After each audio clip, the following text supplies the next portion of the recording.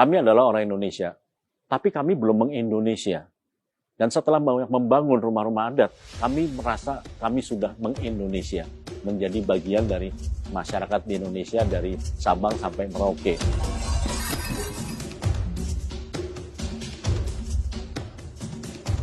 Saya terlahir dengan nama Yuri Antar.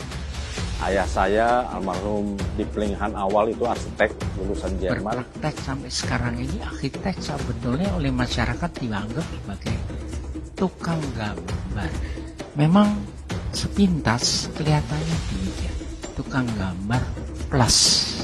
Nah, mengenai plus ini luar biasa berkembang.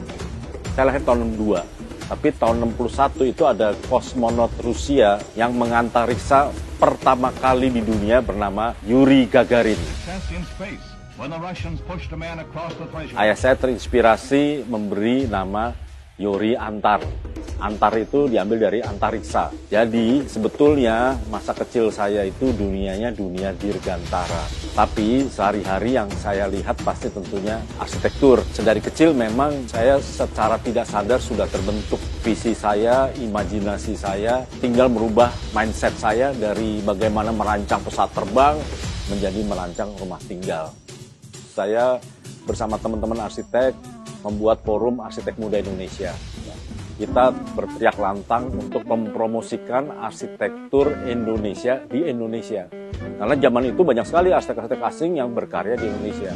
Makanya kita berteriak lantang dan kita bikin pameran, kita menghasilkan desain-desain yang eksperimen dan sebagainya. Bahkan kita melakukan banyak perjalanan ke luar negeri untuk melihat arsitektur-arsitektur modern.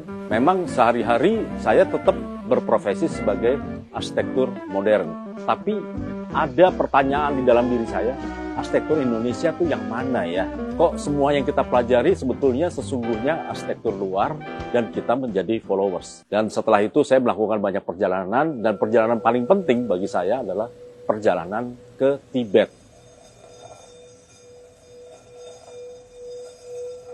Bersama teman-teman saya arsitek, ada Kris Warnoko, Jay Subiakto, dan teman saya seniman Enrico Soekarno. Sekembalinya dari Tibet, kami membuat buku namanya Tibet di Otak. Dan kami secara iseng-iseng minta Dalai Lama kasih kata sambutan. Dan ternyata kata sambutannya itu dijawab dengan waktu singkat. Yang mulia Dalai Lama, kami baru saja berkunjung ke negeri Anda. Negeri Anda sungguh indah dan menginspirasi, tapi tidak banyak bangsa kami, bangsa Indonesia, yang mengenal negeri Anda. Kami ingin menceritakan negeri Anda dari kacamata kami, kacamata orang Indonesia.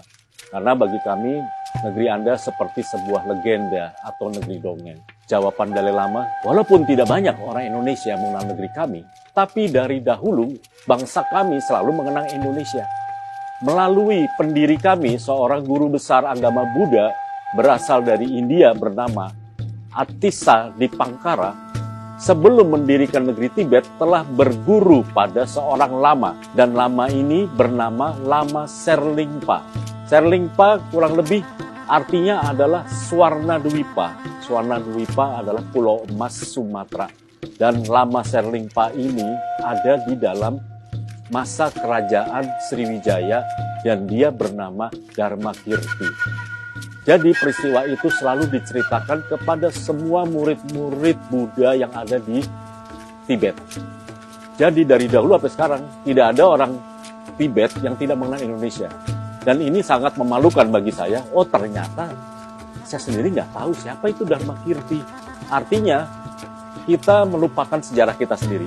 Oleh karena itu saya merubah perjalanan tidak hanya keliling luar negeri, tapi juga perjalanan mengeksplorasi, melihat arsitektur-arsitektur tradisional di Indonesia. Setelah 3 kali perjalanan, sampailah kami ke Wairebo.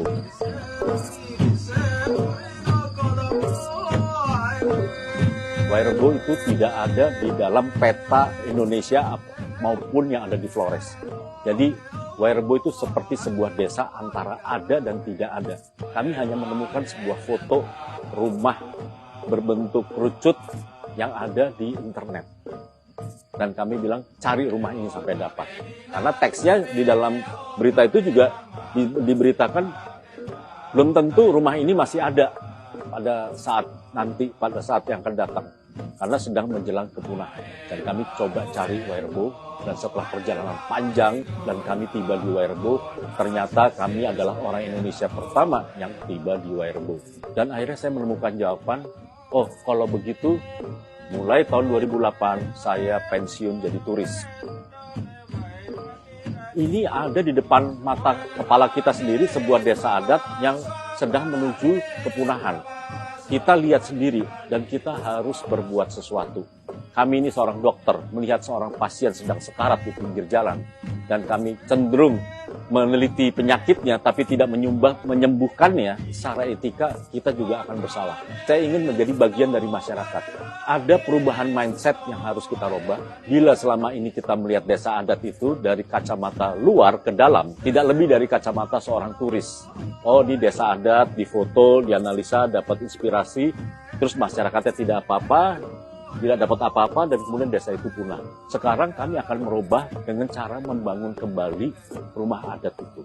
Bagaimana tidak hanya melestarikan bangunan-bangunan yang disebut dead monument, tapi ini adalah living culture, ini adalah harta karun kita.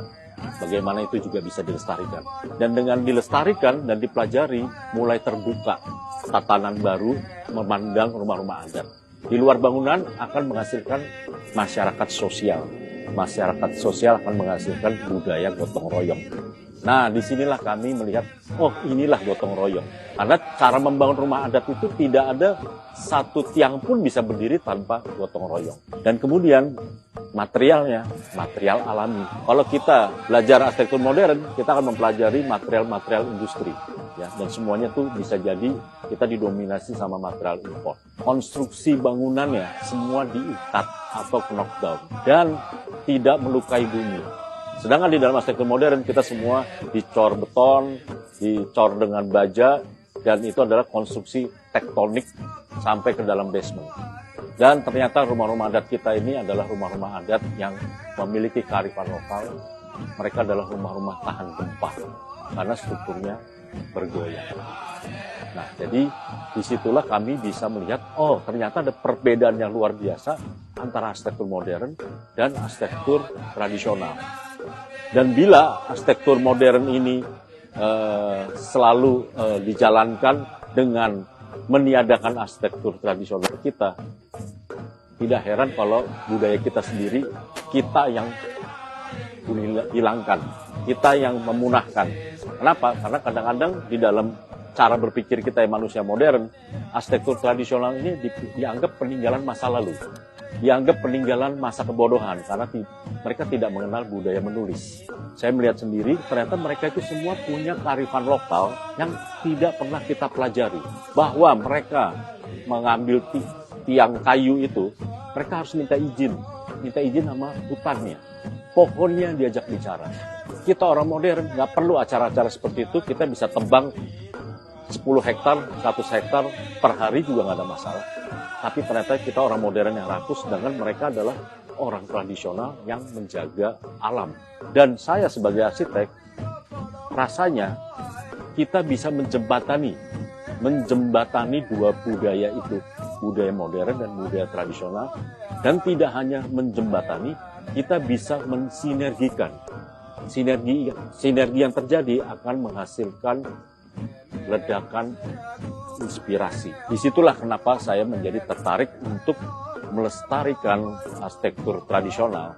Kenapa? Saya percaya bahwa yang kita lestarikan tidak hanya rumahnya saja, tidak hanya budayanya saja, tapi kita juga bisa melestarikan ilmunya, dan tugas kita adalah bagaimana membawa ilmu itu ke masa kini dan bagaimana membawa ilmu itu ke masa depan. Jadi tradisi dan budaya itu bukan masa lalu, tapi menjadi masa depan kita.